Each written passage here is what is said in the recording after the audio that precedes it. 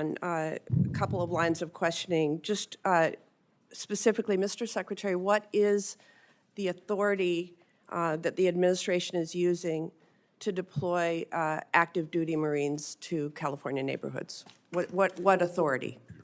Senator, the president has constitutional authority in order to support. Cite the provision of the Constitution. I'd have to pull up the specific provision, but our Office of General Counsel, alongside our leadership, has reviewed and ensured in the order that we set out that it's completely constitutional for the president to use federal troops to defend federal law enforcement.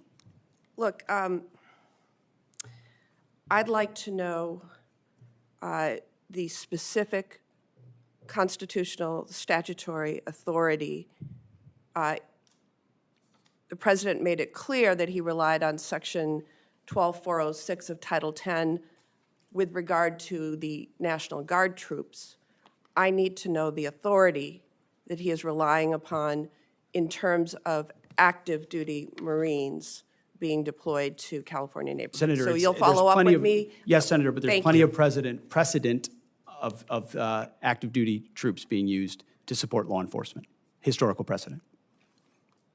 I'm not disputing that. I am just asking you to cite the authority under which the active duty Marines are being deployed to California It's in the order, ma'am, neighborhoods. but we'll make sure we get it to you as well. Thank you. I want to dovetail on a couple of other comments also with regard to the lack of specific detail in the budget request for the Department of Defense. I take great pride in Wisconsin's contributions to our national defense, and that includes many Wisconsinites who are hard at work building the Constellation-class frigate. There is no mention of frigate procurement, just like Senator Collins noted that there's no mention of destroyer procurement in the budget materials that you provided to this committee.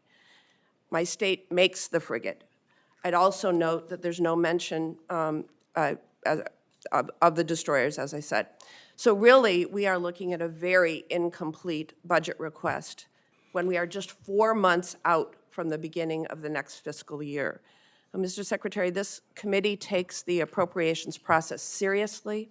I take the hard work of Wisconsin's shipbuilders seriously, and I'd like your commitment to provide this material to the committee expeditiously so we can do our work. Senator, we'll make sure you get all the information, but what I would say is this is a historic investment in shipbuilding, both the defense industrial base and ships. In Wisconsin, and particularly related to the frigate, it's been a program with a lot of problems and a lot of delays and a lot of modifications that have led to serious Navy challenges. has called for many modifications to the plan. I'm not saying that's it's all the fault of the shipyard. There are many ways in which modifications were made that changed an existing design so extensively that it led to a ship that was not even capable of the original mission it was supposed to execute. So our job is to make tough choices on some platforms like that may not be funded the way they were in the past, because we have to make some of those tough choices. Well, we don't have any of the detail right now of what your plans are with regard to the frigate or the destroyer, and we need that information to do our jobs. Can you get it to me? We have that information, Senator. We have worked in real time in 4 months to reverse a lot of priorities from the previous administration. We have those details and that information, and we will get it to you. Well, the committee needs those details. So this committee has also worked hard alongside the department to improve recruitment and meet retention goals.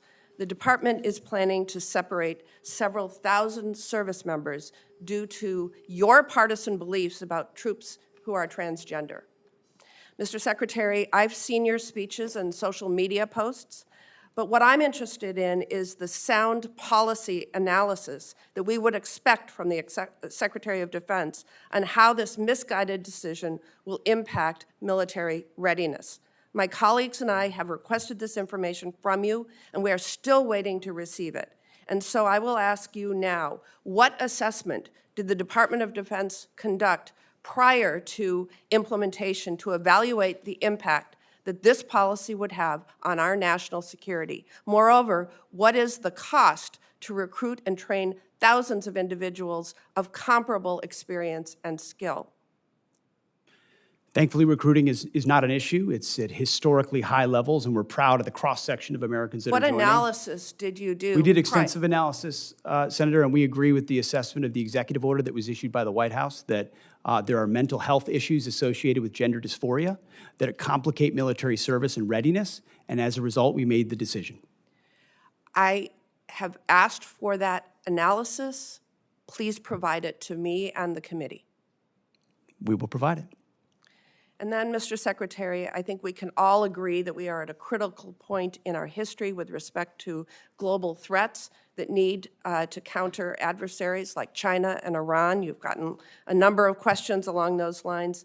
And I'm disappointed that you are instead focusing on a class of ships named for civil rights leaders. You chose Pride Month to direct the Navy to rename a ship named for Navy veteran Harvey Milk. This committee will continue to pursue serious work in the interests of American national security, and I ask you to choose to join us in that endeavor. Senator, we're not interested in naming ships after activists. That's the stance we're taking. All right, where we are, due to the